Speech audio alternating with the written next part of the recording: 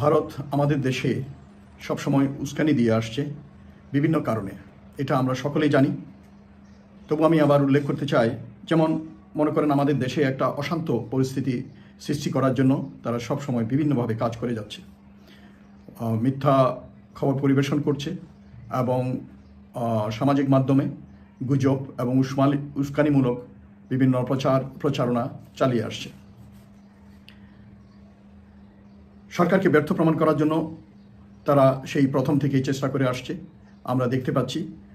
এবং আমাদের যে কোনো উন্নয়নমূলক কর্মকাণ্ডে আমাদের দেশের ভালো হবে এই ধরনের কোনো কর্মকাণ্ডে বা সরকারের সিদ্ধান্তে বা পরিকল্পনায় তারা বিভিন্নভাবে উস্কানি দিয়ে এটাকে ব্যাহত করার জন্য, বানচাল করার জন্য প্রচেষ্টা চালিয়ে আসছে। আমরা দেখতে পাচ্ছি বিভিন্ন ঘটনার মাধ্যমে তা আমাদের সামনে পরিষ্কার হয়ে গিয়েছে। যেমন সেই রোহিঙ্গা প্রত্যাবাসনের লক্ষ্যে ওদিকে যে একটা উদ্যোগ হাতে নিয়েছিল সরকার, এটাকে বানচাল করার জন্য তারা কিভাবে উঠে পড়ে লেগেছিল এবং আমাদের দেশে তাদের পক্ষে যারা কাজ করছে তাদের মাধ্যমে বিভিন্ন বয়ান ছেড়ে এবং সরকারের উপর একটা প্রেশার ক্রিয়েট করে ওই জিনিসটাকে ব্যাহত করেছে।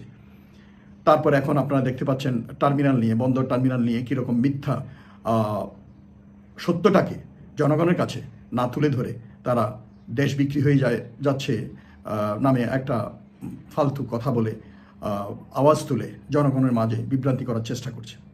তো আমি যে জিনিসটা বলতে চাচ্ছিলাম যে ওরা আরও চেষ্টা করছে এবং করে যাবে, কারণ ওরা নির্বাচনকে ব্যাহত করতে চায়, বিলম্ব করতে চায় এবং বন্ধ করতে চায়। কারণ তারা চায় এই সময়কালের মধ্যে যদি তাদের পছন্দের কোনো পুতুল সরকারকে তারা রেডি করতে পারে, তাহলে তাদেরকে নির্বাচনে অংশগ্রহণের সুযোগ সৃষ্টি করে দেওয়ার চেষ্টা করবে। তারপর জনগণের মাঝে, আমাদের দেশের জনগণের মাঝে, রাজনৈতিক দলগুলির মাঝে বিভাজন সৃষ্টির জন্য ওরা নিরন্তরভাবে চেষ্টা চালিয়ে যাচ্ছে। অনেক ক্ষেত্রে তারা সফলও হচ্ছে। এবং সবচেয়ে গুরুত্বপূর্ণ যেটা, যে আমাদের দেশে যে সাম্প্রদায়িক সম্প্রীতি রয়েছে দীর্ঘকাল ধরে, যুগ যুগ ধরে বিভিন্ন অঞ্চলে আমাদের দেশের যে সাম্প্রদায়িক সম্প্রীতি আমরা উপভোগ করে আসছি, দেখে আসছি, এটাকে নষ্ট করার জন্য ওরা বিভিন্নভাবে চেষ্টা চালিয়ে যাচ্ছে। যেমন রিসেন্টলি আমরা একটা দেখতে পেয়েছি, সে বাউল না ফাউল আমি জানি না, তার মুখ থেকে কী ধরনের কথা বের করা হলো এবং একটা ধর্মের, আমাদের ধর্মের উপর আঘাত করা হলো, আমাদের কোরআনের উপরে সে মশকরা করলো কোরআনের আয়াত নিয়ে। তো ধর্মীয় অনুভূতিতে আঘাত করেছে প্রায় 99% জনগোষ্ঠীর এই দেশের। তো এর মাধ্যমে এরা চায় আমাদের দেশে যে সাম্প্রদায়িক সম্প্রীতি বিনষ্ট হোক, নিজেদের ভিতরে উত্তেজনা, বিভাজন তৈরি হোক এবং মারামারি, হানাহানি, সহিংসতা শুরু হোক। তো এই অবস্থায় আমি সকলকে বলবো যে আমাদের উচিত সব কিছুর ব্যাপারে আমাদের বচন এবং আমাদের বিভিন্ন কর্ম এসবে যেন আমরা সংযত আচরণ করি। এবং এই ব্যাপারে সংযত আচরণ করার জন্য আমাদের দেশে মিডিয়া এবং ইউটিউবে যারা জেনে না জেনে বিভিন্ন বক্তব্য দিয়ে থাকেন তাদেরকে সংযতভাবে বক্তব্য প্রদান, কথা বলা এবং আচরণ করার জন্য অনুরোধ করছি। আমরা দেখতে পাই কিছু সোকল্ড বুদ্ধিজীবী, যেমন মনে করেন ফরহাদ মাজার, যিনি সকলেই জানে যে লালনের আস্তানায় গিয়ে কলকি টেনে পইয়া থাকে। হ্যাঁ, উনি এখন বিভিন্ন গ্রুপের, বিভিন্ন গোষ্ঠীর মুরব্বী হয়ে তাদেরকে বিভিন্নভাবে বাঁচানোর, তাদেরকে প্রোটেকশন দেওয়ার জন্য উনি খাড়া হয়ে যান।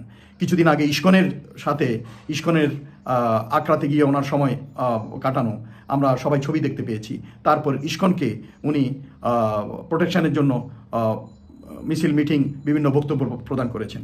এখন আবার দেখতে পাচ্ছি এই কুলাঙ্গার আবুল, তাকে বাঁচানোর জন্য উনি উঠে পড়ে লাগছেন। তারপরে যে বাম রাজনৈতিক দলের লোকজন, মুজাহিদুল ইসলাম সেলিম, তাকে দেখলাম সে বক্তব্য দিচ্ছে, প্রিন্স এবং আরও অনেকে, তারা বাম দলের নেতা কর্মীরা বিভিন্ন মিছিল বের করতেছে এবং এর ব্যাপারে এই কি বল আবুলকে বাঁচানোর জন্য, আবুলের পক্ষ নিয়ে আবুলকে মুক্তির জন্য তারা মিছিল, মিটিং এসব করছে এবং বন্দরের টার্মিনাল ব্যবস্থাপনা লিজ দেওয়ার ব্যাপারে তাদের দিয়ে। তো আমার মনে হচ্ছে, দেখেন আপনারা সবাই চিন্তা করে দেখেন, এই সব কিছু মনে হচ্ছে একটা বিরাট পরিকল্পনার একটা অংশ। কারণ সব কিছুতে এখন দেখি ছাগলের 3 নম্বর বাচ্চা এই বাম রাজনৈতিক দলগুলো, যারা জিন্দেগিভর বিদেশি টাকায়, কিছুদিন দেখলাম রাশিয়ার টাকায়, কিছুদিন চীনের টাকায়, কিছুদিন ভারতের টাকায় তারা তাদের বয়ানে আমাদের দেশে শান্তি বিনষ্ট করার জন্য কাজ করে যায়, আমাদের দেশের উন্নয়নকে ব্যাহত করার জন্য এবং প্রতিবন্ধকতা সৃষ্টি করার জন্য তারা বিভিন্ন সমস্যার সৃষ্টি করে এবং পরিবেশের অশান্ত করার চেষ্টা করে।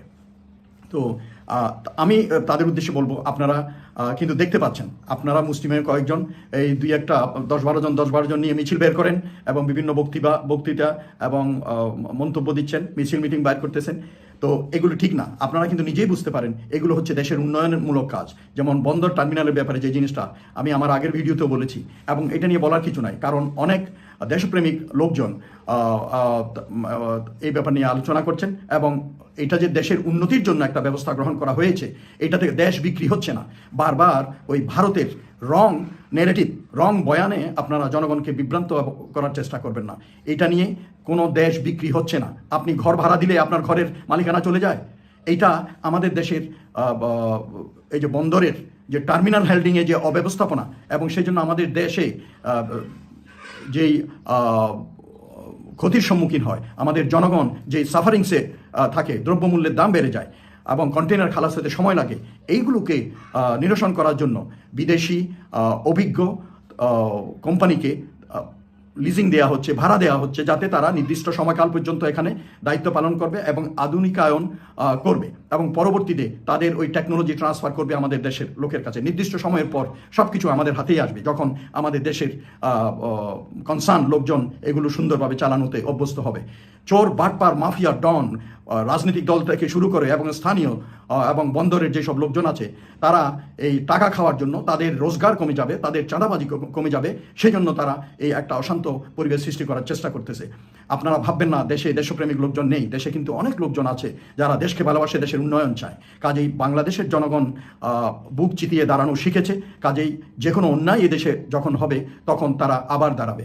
তো কাজেই সকলের প্রতি অনুরোধ থাকবে, এই অন্যায় আচরণ, অন্যায় আবদার যেটা করছে এই যে আবুলকে নিয়ে এবং বন্দরের টার্মিনালকে নিয়ে, এগুলো আপনারা প্রতিহত করুন, প্রতিরোধ গড়ে তুলুন এবং দেশে শান্তি যারা বিনষ্ট করতে চায় তাদেরকে চিহ্নিত করতে হবে এবং দরকার হলে আইনের আওতায় আনতে হবে। আরেকজন এই যে ছাত্র ইউনিয়নের সভাপতি ঢাকা বিশ্ববিদ্যালয়ের এই যে মেঘমল্লার বসু, সে আমরা জানি ভারতে গিয়ে কিছুদিন আগে ঘুরে আসছিল, সবক নিয়ে আসছিল, এবং সে এখন বিভিন্নভাবে বিভিন্ন ইস্যুতে সোচ্চার হচ্ছে এবং তাকে এই বাম দলের রাজনৈতিক দলগুলো ব্যবহার করছে। এবং সে যেহেতু মাইনরিটি, সংখ্যালঘু, এবং মনে করছে যে তার গায়ে হাত দেওয়া যাবে না। দেশের স্বার্থবিরোধী যেই হোক, দেশের স্বার্থবিরোধী যারা কাজ করবে এবং কর্মকাণ্ডে জড়িত থাকবে, ষড়যন্ত্রে জড়িত থাকবে, দেশদ্রোহিতার কারণে তাদেরকে আইনের আওতায় আনা হবে। এবং সরকার যদি এটা আনে, আই এম শিওর জনগণ এটার ব্যবস্থা নেবে। কাজেই সকলে দেশকে ভালোবাসুন এবং দেশের স্বার্থে দেশের শত্রুদেরকে চিহ্নিত করুন, তাদেরকে প্রতিহত করুন।